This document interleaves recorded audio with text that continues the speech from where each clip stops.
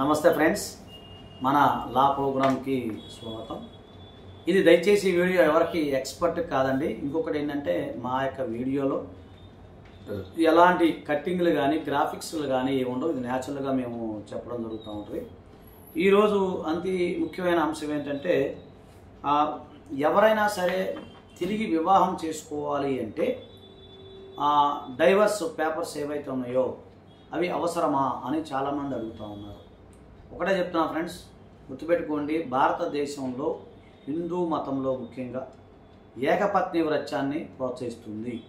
హిందువులు అనగా హిందూ మతాన్ని స్వీకరించేవారు, అలాగే బౌద్ధ, జైన, సిక్కులు వీరందరూ కూడా హిందూ మతంగానే పరిగణించబడతారు.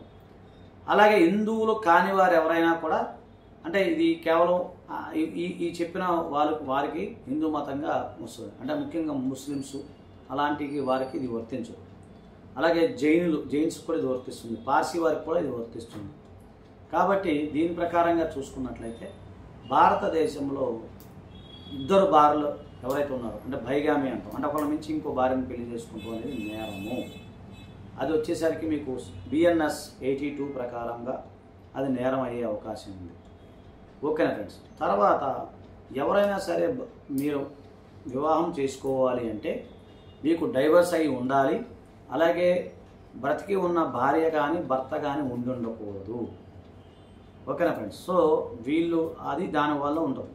తర్వాత మ్యూచువల్ డైవర్స్లో మీరు వివాహం చేసుకున్నప్పుడు, డైవర్స్ తీసుకున్నప్పుడు, మ్యూచువల్గా డైవర్స్ పొందినప్పుడు, అప్పుడు ఏమవుతుంది? డైవర్స్ పొందినప్పుడు అది ఆటోమేటిక్గా మ్యూచువల్ డైవర్స్కి నెక్స్ట్ ఫర్దర్గా అప్పీల్ ఉండదు. కాబట్టి తెల్లారే మీరు మ్యారేజ్ అనేది చేసుకునే అవకాశం ఉంటుంది. ఓకేనా ఫ్రెండ్స్?